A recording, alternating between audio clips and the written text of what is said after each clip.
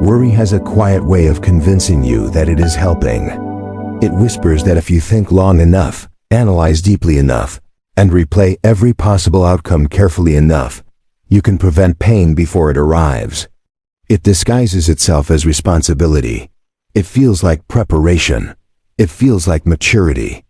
But beneath that surface, worry often reveals something else, a restless heart trying to control what it cannot see.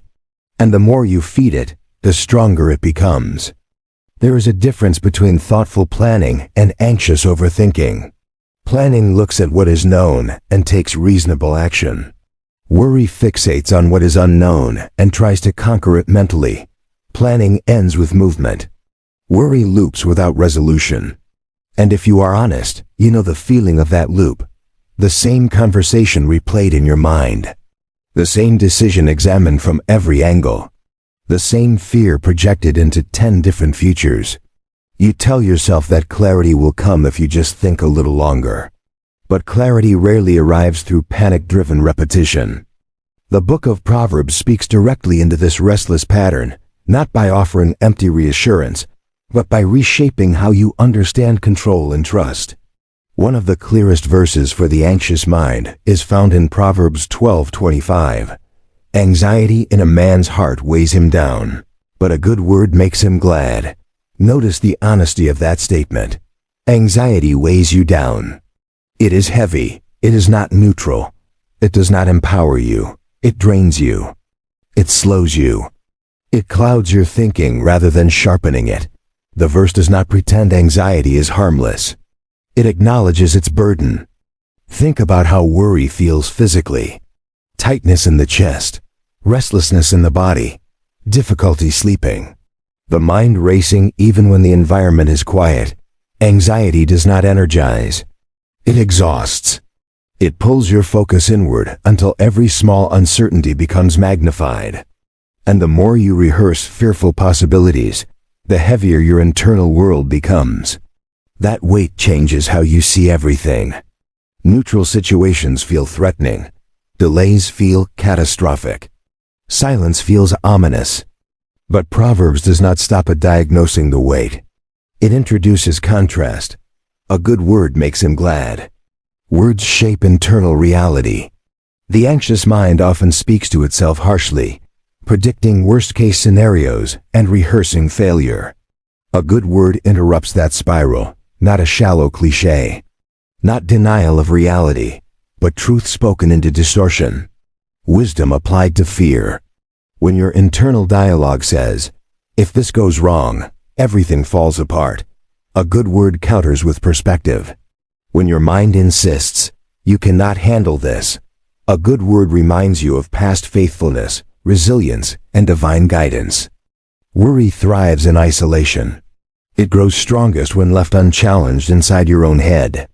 Proverbs consistently emphasizes the power of speech, because spoken truth has the ability to realign perception. A good word from Scripture. A wise friend who speaks calmly. A reminder of God's character. These do not magically remove uncertainty, but they lighten the weight. They rebalance the scale inside your heart. Another proverb that speaks directly to chronic worry is Proverbs 3:5-6, which we examined in the previous video.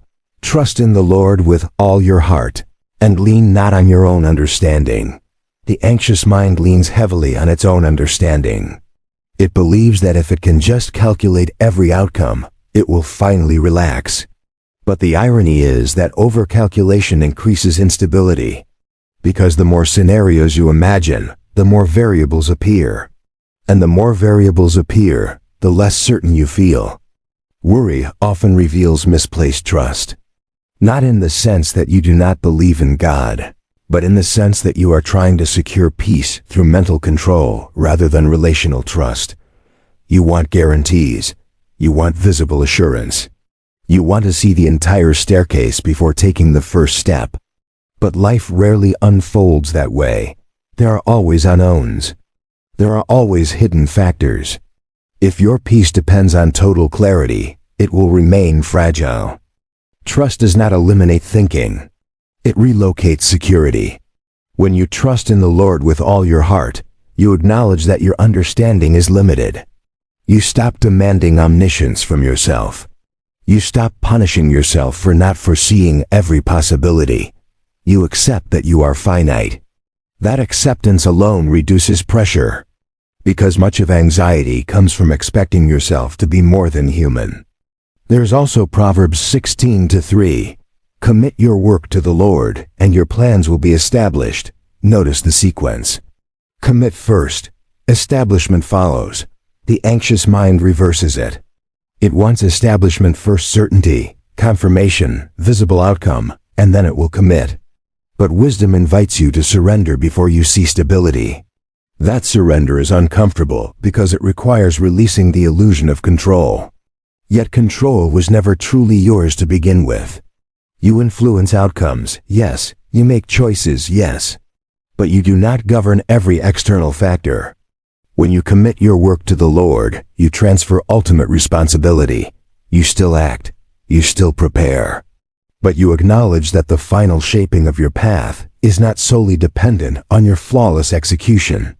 This reframing does not remove effort, it removes desperation. It allows you to move forward without obsessively monitoring every potential threat. Chronic worry often hides beneath a deeper fear. What if I make the wrong choice? What if I miss the right opportunity? What if this mistake changes everything permanently? Proverbs does not promise that you will never choose imperfectly. It promises direction when you acknowledge God in all your ways. Direction implies movement. It assumes missteps may occur. But it also assumes guidance remains available. Anxiety treats decisions like irreversible traps. Wisdom treats them as part of a guided journey. If you cannot stop worrying, it may be because you have mistaken vigilance for virtue. You believe constant mental scanning proves you care, but care without trust becomes torment. You were not designed to carry the full weight of the future in your imagination. That burden will crush joy, distort perspective, and steal rest. Proverbs does not minimize the complexity of life. It simply reminds you that wisdom begins not with obsessive prediction, but with reverent trust. And this is where we begin, not by shaming worry, not by pretending fear disappears instantly, but by recognizing its weight, its pattern, and its misplaced foundation. Anxiety in the heart weighs a person down, that is the truth. But wisdom offers another way to stand. If anxiety weighs the heart down, then the question becomes, why do we keep carrying it? Why do we return to the same mental loops even after they have exhausted us? The answer is not simply weakness, it is belief. At some level, you believe worry is accomplishing something. You believe it is protecting you. You believe it is preparing you. You believe that if you let it go, you will be careless, exposed, or blindsided. And so you grip it tighter, mistaking tension for responsibility. But Proverbs exposes another dimension of worry, its connection to fear of uncertainty. Proverbs 29:25 says, "The fear of man lays a snare, but whoever trusts in the Lord is safe." While this verse specifically mentions fear of man, the principle extends further. Fear creates snares. It traps your thinking. It narrows your focus. It pulls you into reactive patterns. When you worry excessively, you are often caught in a snare of imagined outcomes. You begin living in futures that have not happened and may never happen. And the more you rehearse them, the more real they feel. A snare works by tightening. The more you struggle inside it without understanding it, the tighter it becomes. That is what overthinking does. You try to solve anxiety with more analysis. You try to calm fear with more projection. But that very effort strengthens the trap. You cannot outthink every possible future. You cannot eliminate risk entirely. And the attempt to do so quietly enslaves your peace. Proverbs 14:12 offers a sobering reminder. There is a way that seems right to a man, but its end is the way to death. This verse is not meant to terrify, but to humble. Your perception of what feels right is not infallible. When you are anxious, the path that feels safest is often avoidance. Avoid the conversation. Avoid the risk. Avoid the decision. Delay until certainty appears. That way seems right because it reduces immediate discomfort. But long-term avoidance breeds stagnation. It shrinks your world. It reinforces the belief that you are incapable of navigating uncertainty. Worry also distorts your perception of God's involvement. When you obsess over outcomes, you subtly assume that everything depends on your vigilance. You behave as though if you stop worrying, everything will collapse. But that assumption assigns you a level of control that you do not actually possess. It places you at the center of sustaining the universe of your own life. That is exhausting because you were never meant to occupy that position. Proverbs 19:21 states, "Many are the plans in the mind of a man, but it is the purpose of the Lord that will stand." This verse does not discourage planning. It reorders authority. You can generate many plans. You can simulate countless scenarios. But ultimately, there's a purpose larger than your projections. When anxiety dominates, you treat your imagined outcomes as final realities. You elevate possibility into certainty. But possibility is not destiny. And rehearsing every negative possibility does not grant you power over it. There is also a moral dimension to worry that is rarely discussed. Chronic anxiety can subtly erode gratitude. When your focus is locked on what might go wrong, you overlook what is currently stable. You become blind to provision already present. Your mind becomes so future-oriented that it cannot appreciate the present. Proverbs repeatedly links wisdom with gratitude and contentment, because wisdom sees reality accurately. Anxiety exaggerates threats and minimizes blessings. Another pattern emerges when you examine worry closely. It thrives in secrecy. You replay fears internally but hesitate to articulate them clearly. When fears remain vague, they feel larger. Undefined threats are harder to confront. But when spoken honestly, either in prayer or in conversation with a trusted person, they often shrink to manageable proportions. Naming fear exposes its exaggerations. Silence allows it to expand unchecked. Proverbs values counsel because isolation magnifies distortion. Without counsel, plans fail, but with many advisors they succeed. When you are trapped in worry, your internal reasoning begins to echo itself. The same concerns bounce back and forth until they feel absolute. Wise counsel interrupts that echo chamber. It introduces alternative interpretations. It reminds you of facts you overlooked. It grounds you in perspective beyond your own emotional intensity. It is important to understand that wisdom does not promise a life without uncertainty. In fact, wisdom assumes uncertainty exists. That is why trust is required. If every outcome were visible, trust would be unnecessary. Anxiety often arises from demanding guarantees in a world where guarantees are rare. You want assurance before obedience. You want clarity before commitment.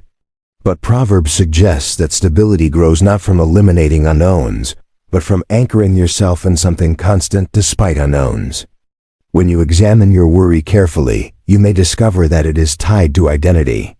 You fear failing because you equate failure with worthlessness. You fear rejection because you equate rejection with insignificance. You fear loss because you equate loss with abandonment. Anxiety then becomes not just about circumstances, but about who you believe you are. Proverbs challenges identity built on performance or perception. It redirects identity toward reverence for God, which is stable regardless of temporary outcomes. The anxious mind often runs ahead of reality. It imagines conversations that have not happened. It anticipates criticism that has not been spoken. It predicts disasters that have no current evidence. This forward sprint creates emotional reactions to events that do not yet exist. You begin responding physiologically to imagined futures. Heart rate increases. Muscles tense. Sleep decreases. Yet nothing external has occurred. Your body pays the price for scenarios your mind invented. Wisdom invites you back to the present. It asks, what is true right now? Not what might be true tomorrow. Not what could happen next month. What is real in this moment? Often, the present is far more stable than your projections. There may be challenges, yes, but rarely are they as catastrophic as your worst mental simulations. The 3 proverbs we are exploring begin forming a pattern. Anxiety weighs you down. Fear creates snares. Your plans are not ultimate. Together, they expose the illusion that you can secure peace through constant mental rehearsal. Peace does not come from predicting every outcome. It comes from trusting the one who sees outcomes you cannot. And here is the uncomfortable truth. Letting go of worry can feel like stepping into vulnerability. Because worry gives you the illusion of activity. Releasing it feels passive at first. It feels like you are doing less. But in reality, you are shifting from frantic mental striving to intentional, grounded action. You stop feeding imaginary threats and start responding to actual responsibilities. You were not designed to live perpetually braced for impact. You were designed to walk in wisdom, alert but not panicked, thoughtful but not tormented, prepared but not paralyzed. And that shift requires more than willpower. It requires recentering trust. So how do you actually stop the cycle? How do you move from chronic worry to steady wisdom without pretending that uncertainty does not exist? Because the goal is not denial. The goal is transformation. And transformation begins with practice. First, you must learn to separate responsibility from control. Responsibility is yours. Control is not. You are responsible to act with integrity, to prepare diligently, to seek wisdom, to make decisions with sincerity. But you are not responsible for governing every variable, every reaction, every hidden outcome.